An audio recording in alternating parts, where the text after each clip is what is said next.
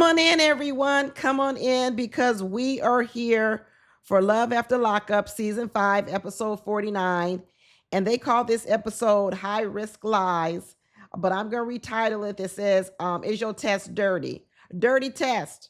Because we got two tests that got taken this episode. We got that drug test that was taken by um, Kim and Joey. And then we had that DNA test that was taken by Kim and her son. And is that test dirty too? But let's talk about it. One thing I can say about Joey is he gonna always be vaping. That alone would make me get rid of him. Ugh, constantly vaping. I mean, do we ever see Joey without vaping? I don't think we do. And now they still going over this little faulty test that Kim had him take, that it came up positive for COC, which is I don't know what. What kind of drug is that? Crack cocaine? I don't know. And so Joey leaves out the house. Next thing you know, Joey comes back with a package that's perfectly wrapped. That didn't come from no drugstore, Joey, in that box. You bought that on the street. You buying rigged tests. Let's be honest. Does anyone believe that that was a legitimate test that Joey took? I don't think so. It was a rigged test.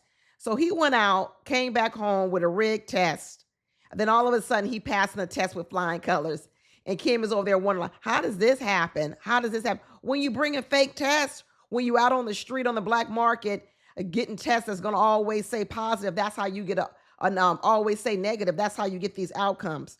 It was fixed. It was fixed. And I really don't know what Joey's doing. All y'all done told me Joey's absolutely doing drugs. He's absolutely relapsed. And I asked my husband too, because he kind of works in this field. You know, he works with these. My husband works with recovering drug addicts who have to take like methadone and stuff like that. So he knows a lot about it. So I did ask him. He said, no, he lapsed. My husband said exactly what y'all said, was that he relapsed. And next thing you know, Kim is taking him back to the courthouse, and because he's got to go through a 90-day program, or he's got to go to prison. And so she talking about all the birthday parties he's going to miss. She tried to say that the reason why the test was dirty was because he was going to a vape shop and he was smoking something like Delta 8 that has THC. And what he believes is that he got put back into this sort of program because THC is not legal in the state of North Carolina. And they get tested every month and they can't do any type of illicit drugs. Well, you know what? I actually think that he didn't tell Kim the real story. I don't think that what was dirty on the test was for marijuana, THC. I think what was dirty on the test was another drug, just like the original drug test said. And I think when he got called dirty, he just told her that it was marijuana so she wouldn't think so badly of him. But I do think it was worse. I mean, I was thinking at the time that his marijuana was being laced with some other type of byproduct, cocaine product or something like that. That's what I was thinking. And I think that could still be the case because I could still think that although he's got this vape pen and part of it is marijuana, I think it's laced with other drugs. That's just what I think. I don't know if he's just doing the drugs straight up. But no matter what, she's back. She done moved into that brand new house. I guess her daddy gave her the $10,000. It's in her name. And she says she's tired of being the breadwinner and paying for everything. But yes, she don't want to give Joey up. Well, I mean, you're kind of signing up for that life. Because when is Joey ever going to make any money? Any bit of money he makes is going to go towards drugs. Pretty soon he is going to be selling it. He said he's not selling it because right now he's using your debit card. But pretty soon he's going to start stealing from you out that new house. So her cousin ends up coming over, telling her welcome to the new home. Next thing you know, Kim done made another bad decision and got a dog too. Dogs are expensive and dogs take a lot of time. You got two kids, both under the age of, I don't know, 8, right? Your man is back in jail in a rehab program. You only make $15 an hour. You just had to borrow or get $10,000 from your daddy just to get a house to help you with your bills. And what you decide to do is you decide to go off and get a dog. Kim doesn't like to live in reality. She really is trying to build this white picket fence house family, 2.2 kids, 2-car garage, dog. So she can, I bet right now she's taking some pictures in some pajamas, matching some pajamas for the family, just to look like the Instagram poster family with all behind the scene. It's a mess. She doesn't even really want to look at the DNA test. She don't want to look at them. So we didn't get to see what the tests are, but when we left, Tatum had a big old surprise look on her face. She better hope that kid is her ex-husband so she can keep getting that child support, because I tell you what, if that kid ends up being Joey's, she going to have a lot of back child support to pay. Plus, she ain't going to get no child support. She really going to be in trouble financially. Really going to be in trouble financially. And another couple over here facing some difficulties is Justine and Michael, because they done gone back to the doctor, and the doctor told her, your baby too little. Your baby is too little. So now what we're going to have to do is deliver this baby early at 38 weeks. We can't be waiting to the 39th, and definitely not to no 40th week. So you need to have this baby right away. And then what does Justine say?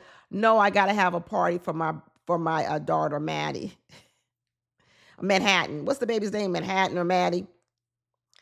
So now we sit over here talking about life or death. And she goes, nope, she deserves, that baby ain't gonna remember that party, whether that party is today or whether that party is a week after her birthday. That baby is not gonna remember, but instead, once again, Justine just does whatever she wants to do. And she always acts like she's doing it for other people, but really Justine is doing it for herself. That's the part about Justine I really don't like, is she whines, she cries, she complains. She always says what she's doing is for others, but in the end, it's for herself, because your 1-year-old daughter will not know the difference if a party is a week late. She will not know the difference. So who is it for? Your husband is going to be stressed over it. Your kids are going to be stressed over it. Now you up here calling your mother to come over to the birthday party for the birth of the new baby. Justine, girl. But you know what? I got a little glimpse into Christine's world and how she might have gotten here, how she might have gotten to this place where she wants all these children. And I'm sure it has something to do with making up for her childhood, because what she tells us is her mother always treated her horribly, horribly. Her mother treated her horribly since she was very young. The first child that she had, she said that the father wasn't even allowed to come into the delivery room with her. The second child that she had, her mother wouldn't even take her to the hospital. She had to walk. This mother is mean as hell, y'all. This mother is mean as hell. And I don't know if Justine is trying to relive her own childhood by having more children, because she's on this mission to maybe mother her children differently. Probably, because I don't think she gives her children any discipline. One way, she probably thought her mother was too hard on her, and it looks like her mother was. This is some real mean, nasty work by her mother. But on the other hand, what it looks like that Justine wants to parent is let my kids do any and everything, because like we know that she surely don't make them clean up no house. She surely doesn't do that. And what she's also willing to do is put her own life in danger just so that child can have a birthday party. All these children that Justine is having, it seems like it's trying to make up for some childhood and some mother wounds. And that's not the way to go about it. It really isn't. She ain't spoken to her mother in over 3 weeks. And she calls her mother and tells her mother, it's an emergency. You need to come tomorrow. Can you get a flight? Her mother tells her it better be a real emergency, because her mother's pissed. But Justine still don't want to tell her the reason why she got to come, because I know her mother's going to be even more upset. Oh, goodness. At some point in time, you do have to ask yourself, is it necessary to keep relationships going if those relationships are toxic and they're damaging to you? And I'm not for sure. I know Michael is pushing Justine to have this relationship with her mother, but I'm not for sure that it's appropriate at this time. Sometimes you do need to put a little distance between you and a toxic person, because the problem is that the mother also has some wounds, and we don't know where they come from, but her mother needs some form of therapy. And who knows, maybe her mother is too far along in her life that she doesn't want any. But that doesn't mean you have to suffer at the hands of another person who don't have their mess together. You know, be careful about trying to maintain relationships with really toxic people just because that person is your mother or your father or your sister or your brother or whomever. Toxicity is toxicity, whether it doesn't matter who it comes from. It can destroy you, it can kill you, it can break you down. So you do have to learn to protect yourself. So I'm not for sure.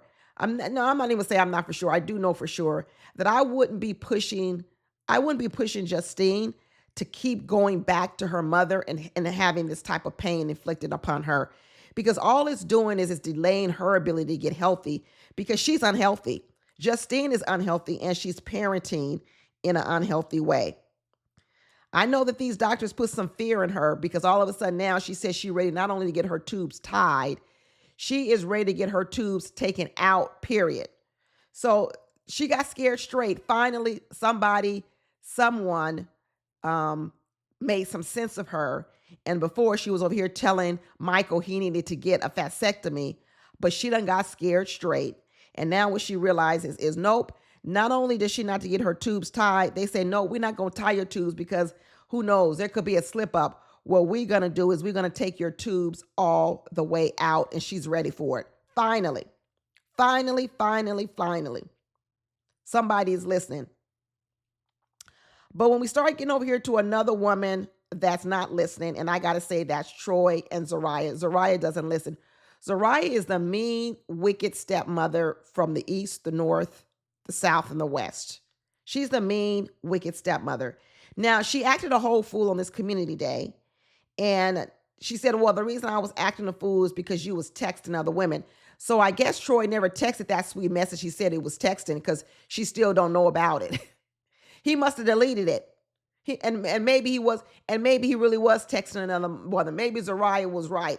He tried to say he was texting a sweet anniversary message to Zariah, but here she is the day after, still blaming him for texting other women, which means he must have never showed her the text, which means he either deleted it or Zariah was right. He was texting women. But now after all her screaming and yelling, after she got what she wanted, because remember, Zariah threw a temper tantrum so she could get what she wanted.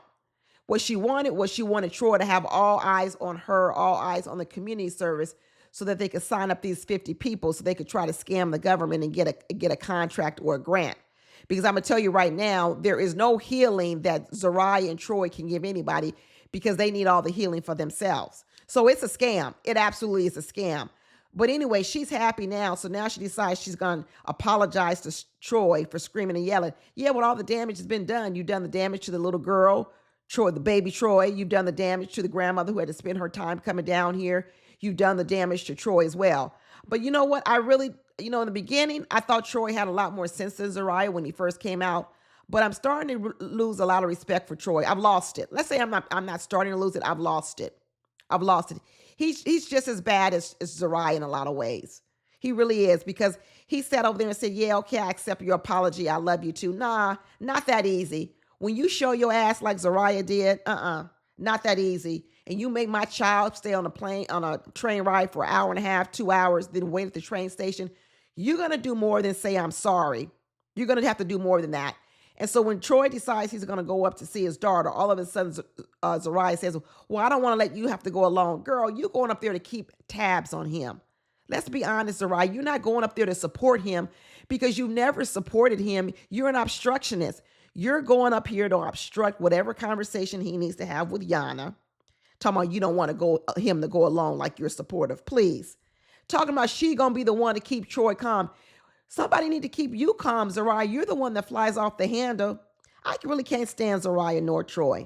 In the beginning, I was taking up for Troy a lot, but not no more, because he is his own worst enemy, and he lets Zariah do whatever she wants to do, and he sits over here, complains, and talks about how he can't do nothing different. No wonder he ended up in jail, because he don't take no personal responsibility either. That's one thing about people going to jail. They always want to blame other people for what they had to do to break the law. And a lot of times they don't want to take personal responsibility. And there's Troy. Where is the personal responsibility? Or are you just going to say you handpicked and Zariah makes you do everything, that you don't have no say in doing nothing? Please. I'm not going to give you a pass anymore, Troy. Stand up. Stand up for your daughter. Stand up for your daughter.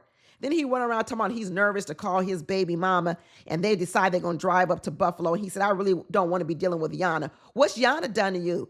To me, Yana has been perfectly accommodating. To me, she hasn't done anything wrong. But Troy act like he got to put up with Yana. No, you got to put up with your own wife. Your wife is the problem. Yana, to me, every time I see her on screen, she's talking sense. When I see Yana, she's talking sense. Even when she showed up to this park, and Troy's all mad, talking about, where's my daughter? You said you bring my daughter. And she said, well, I'm not bringing your daughter here because you and I got some things to work out. And Troy is mad that he drove all this way up to Buffalo and didn't see his daughter. Well, guess what? She was on a train ride and sat at a train station for 2 hours and 3 hours waiting on you. She didn't get what she wanted either. But all of a sudden, you mad at Yana because she didn't bring her here to this park. Maybe she didn't know if you would even show up. Because you know, when any times a right act a fool, all of a sudden now you abandon your daughter. So you think I should have just trusted you to be at this park? Nah, Troy got problems. Zero accountability. He and that woman, Zariah. Zero accountability. I'm with Yana. Yana, protect your daughter at all cost. At all cost. And I was with her when she said, I don't even want to be having this conversation in front of Zariah. Why is she here? Go take a walk, Zariah. Run around the block. Go run around the block or something, because I don't need to have this conversation with you right now. Not at all. You don't have no say in my daughter's life, so I really don't need you here at all. And you actually are part of the problem. You part of the problem. You're not part of the solution. You're part of the problem, Zariah. Shoot, I'm with Yana. I'm with Yana.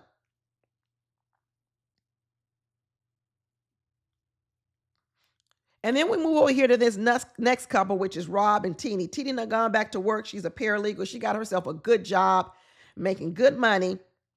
And the minute she stepped away from the home, we got Rob over here. Inviting his mother over to try to smooth things other. Like I said, some relationships, you got to figure out a way to have enough distance between the two. And I know Rob wants his mother in his life, but his mom is volatile. His mom is volatile. I mean, this mother is so upset about supposedly Rob cutting them out of his life. But I think the mother is misplacing her anger. She's placing all her anger on Teenie as if Teenie is the one that did it. And honestly, what you can see is actually Rob. Rob does not want to be in the life all that much where he was. He said that life in Tulsa where he came from with his brother and his mother and everything else going around there, he don't want to be over there anymore. Because I think what made Rob get into the life is he probably was trying to take care of his family, right? And he started doing that through drugs, hustling, whatever. And that led to a long, dark path of 18 years. Because one thing I know about Rob is a caretaker. Just like Rob is trying to take care of Teenie and her kids, he is a protector and he is a caretaker. And what I imagine is that when he was younger, he was doing a lot of caretaking of his mother. His mother was a user of him. His mother was using her son like the son was her man to provide for her. And now that Rob has done 18 years and he's out, what he's realizing is I can't go back to that life where my mother and my brother and my family are putting a lot of pressure on me to take care of them financially in other ways. I need to break free so that I can save myself and I can save the new family that I'm with, which is Teenie and the kids. So I know the mother is sitting over here with a whole lot of anger towards Teenie, but really what her anger should be towards, she wants to be angry, is Rob. She really shouldn't be angry with him at all, but it's an entitlement that the mother has. Now, the mother went off. The mother went off when she said she shouldn't have put her hands on me. And Rob didn't see the hands that Teenie put on her, but we did because we're able to roll back the tape. I saw the tape. And the mother did get all up in Teenie's face, like this close. But it was Teenie who mushed her face. Teenie did do that. So I know Rob has seen the video now, and I'm sure he and Teenie have had to have a conversation about it. And I'm sure he wasn't that happy about it. But he protected Teenie in that moment. But that mother went off the handle because she says, oh no, she put her hands on me. And what I don't like is that you're more willing to believe your wife than you're more willing to believe me. Truth of the matter is, when I first saw the scene, I actually thought it was the mother who put her hands on Teenie first. But when you went back and you watched it in slow motion or whatever else, you did see that it was Teenie first. But even the way the mother is handling the conversation, she's going off, she's screaming and she's yelling. I know she apologized to the children, which she should, but the children are still watching her screaming and yelling. The neighbors are watching her at this point as loud as she is. This is another situation where I think Teenie and Rob need to figure out whether or not saving this relationship with the mother is worth it to this point. And it sounds like the mother is giving Rob an ultimatum that you either let me in your life the way I want to be in your life, or I'm not going to be in your life at all. That's what the mother is saying. The mother doesn't want to respect the boundaries that Rob is laying out, because that's what he's doing. He's not saying he doesn't want his mother in his life, but he's saying I need to put up some boundaries. And what the mother is saying is, I don't want no boundaries. You don't need to give me no boundaries. You haven't given your wife no boundaries, but he has given his wife boundaries. But the ultimatum from Teeny's mom is, I mean, from Rob's mom is, I want to be in your life with no boundaries. And Rob is saying, I want you in my life, but with boundaries. And unfortunately, I think, Rob, your mother is going to hold firm and she's going to want to be in your life without boundaries. And that's not going to work well for you. So you're going to have to stick to your boundaries if you really want this new life with the new baby you want to have, the 2 kids you have with Teeny, and this new life over here in Yukon, Oklahoma, wherever you are. You're going to have to stick firm to your boundaries. And something tells me that Rob is going to be able to stick firm to his boundaries because he did 18 years in prison, and I think Rob was disciplined in prison. I think Rob is a disciplined person, and so I think he's going to hold firm. I think he's going to toe the line, and toeing the line is going to make the mother even more upset. But the other person who's over here still upset is Bianca, another person throwing a temper tantrum, Bianca with Daniel.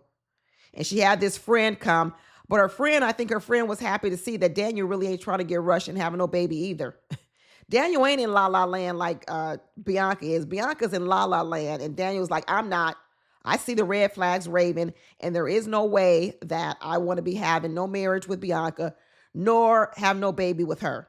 Not at all. He still ain't giving her this promise ring. Let's see if he even does that. I don't know. But he said, you know what? I'm going to admit to the fact that I love bombed her, but not on purpose. I love bombed her based on what I thought that she was. But once I figured out who she was, I took it all back. Bianca's thinking that because he proposed to her in prison, he got to stick firm to what he said. Girl, no, you don't. Nobody got to stick firm to a proposal, even if he had given you a ring. He still don't have to stick firm to it. That's the purpose of engagement. At any point in time, I can back out of it. If I see something that I didn't see before, I can back out of it. A lot more people need to be backing out of engagements. People think, well, we engaged, I can't back out. Nah, you need to back out. If you see red flags waving, even in engagement, you need to go ahead and back out. And he said, right now, I'm not feeling having any type of marriage with Bianca. And what he says is he doesn't even think Bianca really loves him that much. She said he believes that Bianca has turned around, giving him money and giving him a place to live about love. And he says, I don't consider that love. That's not love, because I think what he's saying is, you're giving me money. Yeah, you're taking care of me, but that's not love. You don't have the emotions of love. But they don't know who's going to end it first. Is it going to be Bianca or is it going to be Daniel? Because in one way, Daniel says he'll end it if he never feels like he could want to marry her. And she'll end it if she feels he'll never marry her.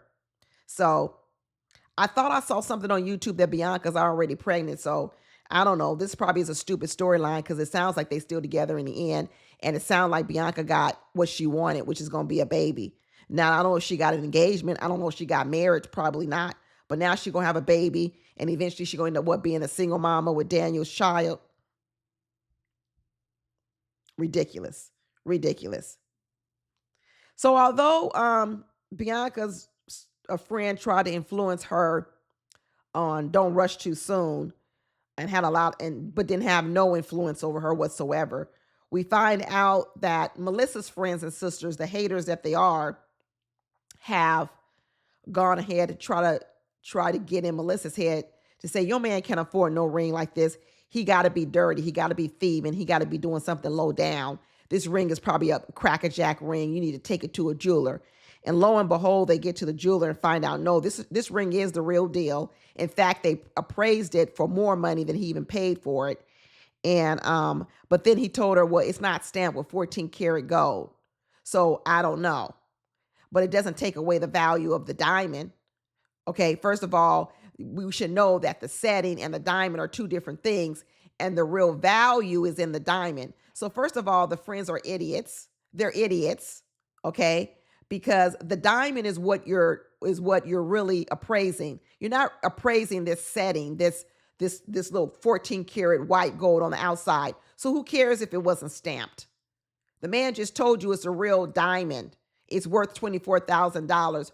Who cares if the setting necessarily was a 24 karat gold or 14? He said it is 14 karat gold rather, but who cares if it's stamped? The sisters are just using this to get in Melissa's head. They're haters. They're haters and they're jealous. And then what Melissa ended up doing was taking all that hate and jealousy back to Louie. That was a bad move. That was a bad move, Melissa, to go there and tell Louie that you allowed your sister and your friends to get in your head like that. I'd be mad if I was Louie too. I would be hotter than fish grease. Really hotter. Because what are you going to do now, Melissa? Now that you know the ring isn't stamped, now that Louie has told you it's from a legitimate company, what's your next move? What are you going to do? Take the ring back? Do you want to take the ring back to the jeweler and have it stamped with a 14 karat gold? Then you should have just said that. You should have just said, hey, I got it appraised. It was worth 24 karat gold. But what they were telling me was that they should stamp the ring with the 14 karat gold stamp. So do you think we could take it back to the jeweler and just have them stamp it? That's all you had to say. You didn't have to accuse them of something.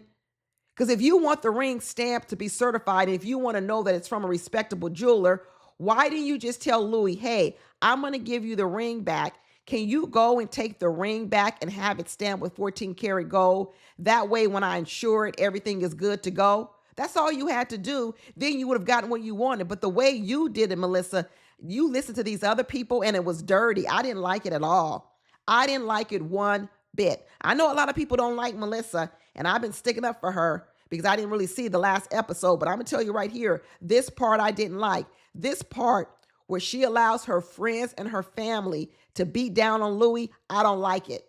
I don't like it. That's why that mama had to take up for her son last week. And I said, that's good that mama did that. But I am understanding now why the mama got to be where the mama is.